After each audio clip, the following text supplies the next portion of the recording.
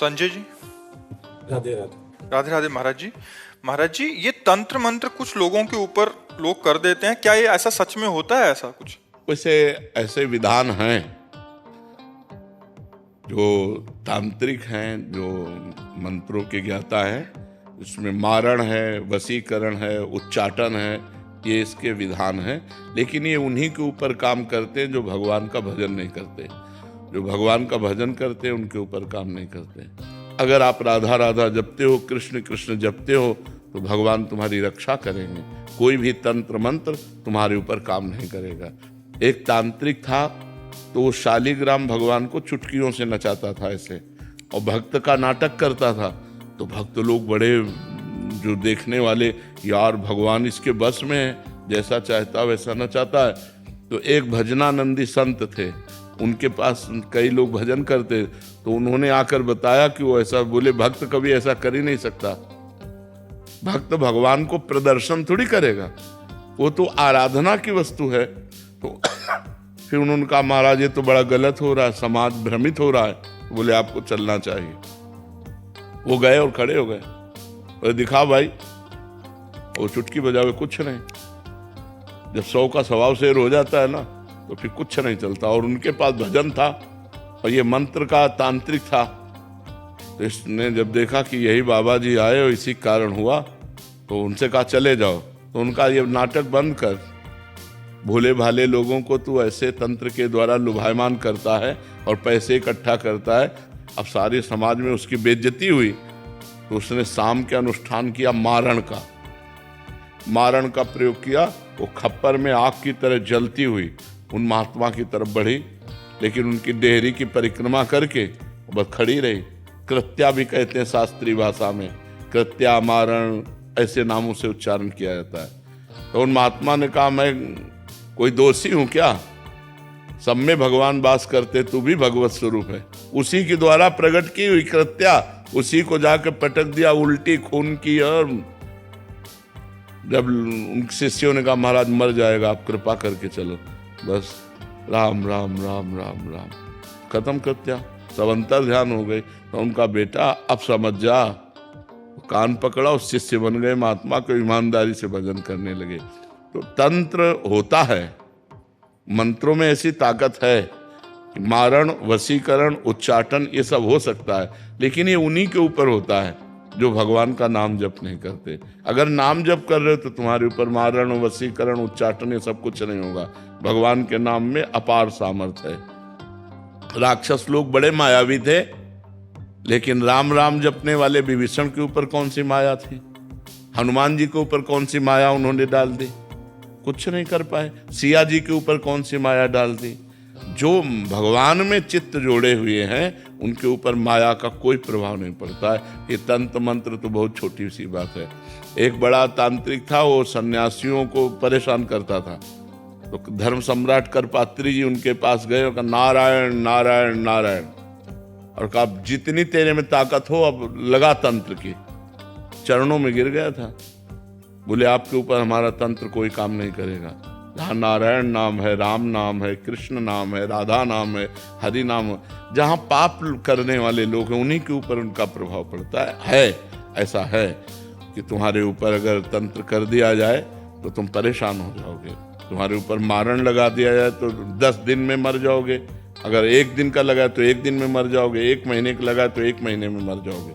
ऐसे हैं, मंत्रों का प्रभाव है, पर वो अच्छे से अनुष्ठान करेगा तब आपके ऊपर प्रभाव पड़ेगा। महाराज जी, जिनके ऊपर ऐसा हो गया है, उनके परिवार वालों को लगता है कि इसके ऊपर हो गया, तो अब वो क्या करें? भगवान का नाम कीर्तन घर में करवावें और भगवान की कथा और भगवान का नाम जप करें, सब ठीक हो जाएगा। को अलग से संकल्प करना पड़ेगा या ऐसे ही हो जाएगा? ऐसे ही शुरू कर दे। ऐसे 1 घंटा नाम कीर्तन करवावे, नाम जप करे, भगवान की कथा, भगवान शालिग्राम विराजमान कर ले घर में। नाम कीर्तन जिसमें होता है, नाम संकीर्तनम यस्य सर्व पाप प्रणाशनम, 1 घंटा नाम कीर्तन करे, कोई भी अमंगल नहीं होता। महाराज जी, अभी एक कोई जने आए थे, वो कह रहे थे कि इन पे ऐसा हो गया, तो हमने यही उपदेश दिया कि ये नाम, कह रहे कि नाम इनसे होता नहीं है नाम जब, और एक नाम सुनते हैं तो फिर बहुत विकल हो जाते हैं ये। मतलब जिन पे ऐसा हुआ है महाराज जी, हाँ। वो सुनना भी नहीं चाहते जिसके ऊपर नहीं हुआ तो हो। फिर यही तो दुर्गति है, यही तो दुर्गति है। तो मतलब उनको बिठा के ऐसा हाँ, बिठा के जबरदस्ती सुनाना चाहिए, वो निश्चित खत्म क्योंकि हो। उनको कह रहा है कि इनको कष्ट होता है कि जब नाम हाँ, कष्ट होगा क्योंकि वो मंत्र का प्रभाव है, इसलिए उसके ऊपर है। नहीं तो नाम जप से भूत प्रेत उतर जाए, सब सब सब ठीक हो जाए। नाम जप में बड़ी सामर्थ्य है, बड़ी सामर्थ्य है।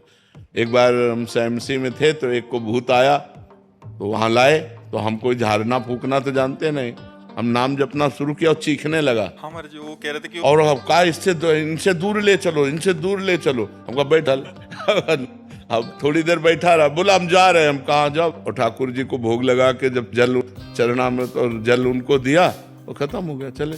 ये अपवित्र आत्माएं होती हैं, अपवित्र जगह प्रवेश करती। पवित्र हम इस स्मशान में घूमे, कभी हमें भूत प्रेत कहीं कुछ नहीं। गंगा किनारे 20 साल रहे, गंगा किनारे ही रहे, कभी कोई ऐसा नहीं।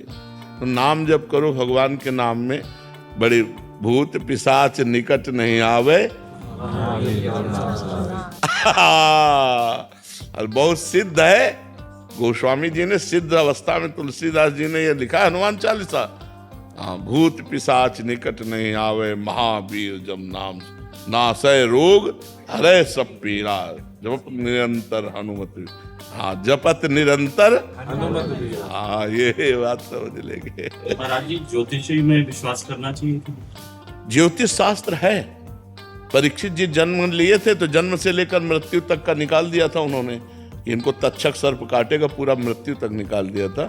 पर ज्योतिष शास्त्र का ज्ञान हो तो ज्योतिष शास्त्र सत्य है, क्योंकि ज्योतिष शास्त्र है, कोई उसमें ऐसा नहीं। पर ज्योतिष शास्त्र का सत्य ज्ञान होना चाहिए।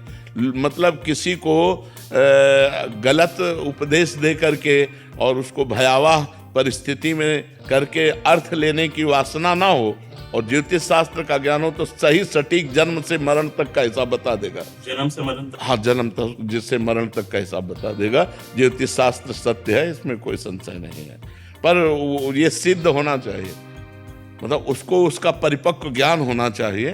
ज्योतिष शास्त्र ऐसे ऐसे विचार करने वाले कि जैसे तुम्हारी भैंस खो गई और वो आपका विचार किए तो आपको बता देंगे कि आपके गांव में दक्षिण कोने में 3 घर के बाद वो बंधी हुई है, तो चले जाओ, उठा खोल लाओ। ऐसा है ज्योतिष ज्ञान। सब मतलब ऐसा नहीं, भगवान ने सब शास्त्रों की रचना की, पर उसका सम्यक ज्ञान होना चाहिए। सम्यक ज्ञान होने से ही उसको जैसे हम किसी शास्त्र के अनुमानता, तुम्हारी जी सिद्धि, जैसे किसी के मन की बात पढ़ लेना, या हाँ, ये भी सिद्धियां हैं, ये भी सिद्धियां। ये स्वतः अंदर आ जाती। हाँ, अगर हम वो मंत्र सिद्ध किए हुए हैं तो आप जो ये, अच्छा आपका ये नाम है, आप अमुक जगह से आ रहे हैं, आप ये सोच कर आ रहे हैं, तो आपके होश उड़ जाएंगे।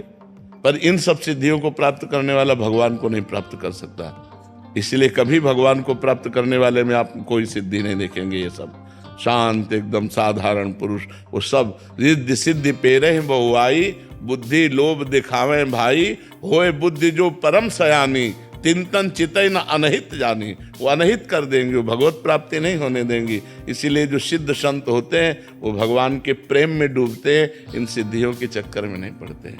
ये सिद्धियां तो बहुत छोटे से थोड़े वजन में आ जाती हैं कि आप क्या सोच रहे हैं, आपका क्या नाम है, आप कहाँ से आए हैं, ये बहुत छोटी मोटी बातें हैं, ये कोई बड़ी बात नहीं है। इन सब बातों को तो बहुत क्रॉस करके तब आगे बढ़ा जाता है परमार्थ में। अगर इसको स्वीकार कर ले तो फिर भगवान के दर्शन और भगवान का प्रेम नहीं मिलता। तो ये जीवन भगवान के दर्शन के लिए कि तुम्हारे मन की बात जानने के लिए? अपने मन की बात जान करके तो जिंदगी बर्बाद हो रही है, औरों के मन की बात जान करके इतना बोझा कौन ढोए। महाराज जी, और भी सिद्धियां होती हैं? बहुत सिद्धियां होती हैं। महाराज जी, आपने बताया था कि जल पे चलना। हाँ, जल को स्तंभित करके चलना, पहाड़ में भी प्रवेश कर जाना, एक ही समय में कई जगह उपस्थित हो जाना, ये बड़ी सिद्धियां हैं। एक ही समय में कई जगह उपस्थित हो जाना, बहुत दूर की बात सुन लेना, तुम्हारे मन की बात जान लेना, कहाँ कौन सा धन गड़ा है, इन सब बातों को जान लेना। तो है तो सब मायाकृत ही, परमात्मा कृत थोड़ी है। ऐसे किया और रुपए के सिक्के चांदी के गिर रहे हैं, ढेर के ढेर, ये सबने देखे सिद्धियां। ऐसे कर दिया और पूछा तुमसे कि कौन सी सुगंध चाहिए, मान लो आपने कहा केवड़ा, ऐसे कर दिया पूरा वातावरण केवड़ा का, बिना छिड़के। तुरंत दूसरे ने कहा हमको मोगरा, तो मोगरा। ऐसी सिद्धियां बहुत से हमने देखे संतों की सिद्धियां, पर उससे भगवत प्राप्ति नहीं होती।